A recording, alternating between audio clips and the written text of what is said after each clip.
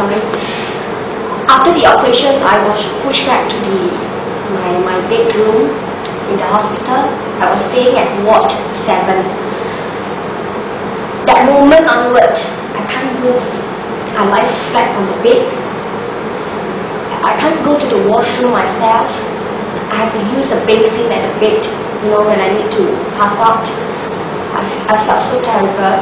I felt so useless. I felt so dead. I'm just dead during that time. I tell myself I wanted to go home. I'm not going to stay here. I don't go through any treatment. So every minute I see people coming to visit me. Every day around my bed, there's so many faces around me. It's just like telling me goodbye.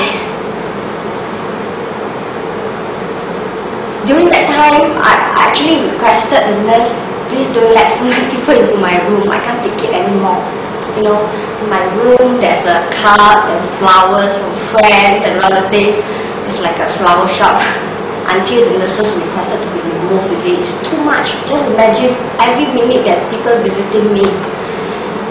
So I know that's it. So on the first day, second day, third day, my weight is actually 57 kg during that time, and it actually dropped down to 42 during that very day after the drip and the blood. They have to take out every day. My hair loss, my nails start to get very purplish, my lips start to crack. I got no strength to eat, I got no strength to talk, I got no strength to do anything, not even strength to think about anything. It's like breathless. I can't breathe anymore. So slowly on the 4th day, 5th day, 6th day, 7th day, 8th day, and I've been pestering the professor to release me because I'm not going to die in the hospital. I want to go back home and die on my pretty bed, my comfortable bed. So after persuading, the doctor said, yes, you may go home, but on one condition, I have to be on drip on my way home. I tell the doctor, no, I'm not going to hang the drip. On my way home, all my neighbors will be able to see me in such a terrible stage.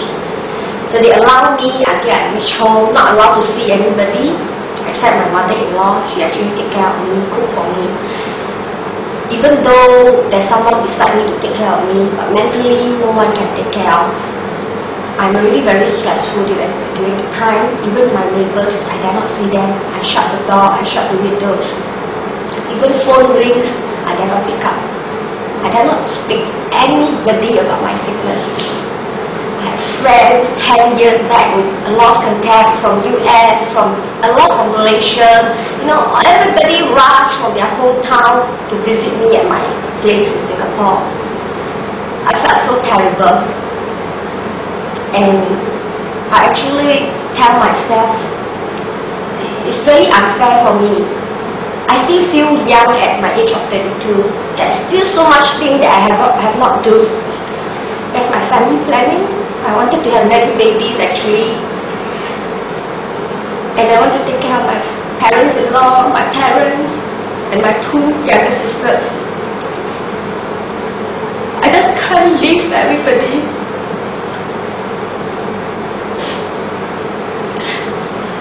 So it was once actually one of my girlfriends, she actually tell me about one of the product, but my husband actually rejected to say this person.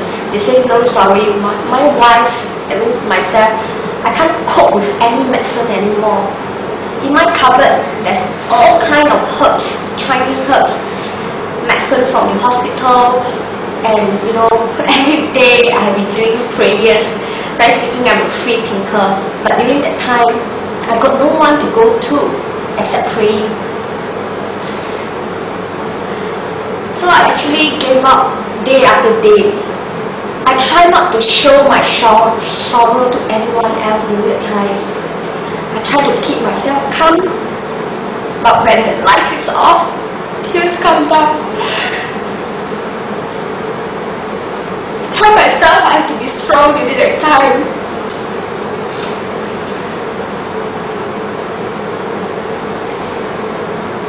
So there was once actually, one fine day, one of my girlfriend actually called me saying, Alice, I remembered a few months back, that was about 6 months back, that you mentioned about a product which can cure cancer. So without hesitation, I called the person who had recommended me about that product. So I called up and said, remember you mentioned me about a kind of product that can cure cancer? So straight away, this person, which my upline now, Dana, she actually brought one of her upline, Shan, to my home to explain to me about this particular product, which we call spirulina. I was not convinced because I thought it's another type of medicine again.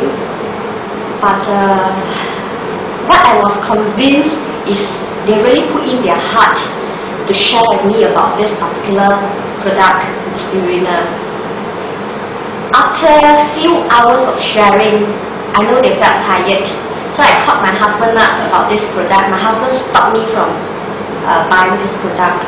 But on his way home, when he reached home and met my upline, Dana and Shan, he was half convinced by the product.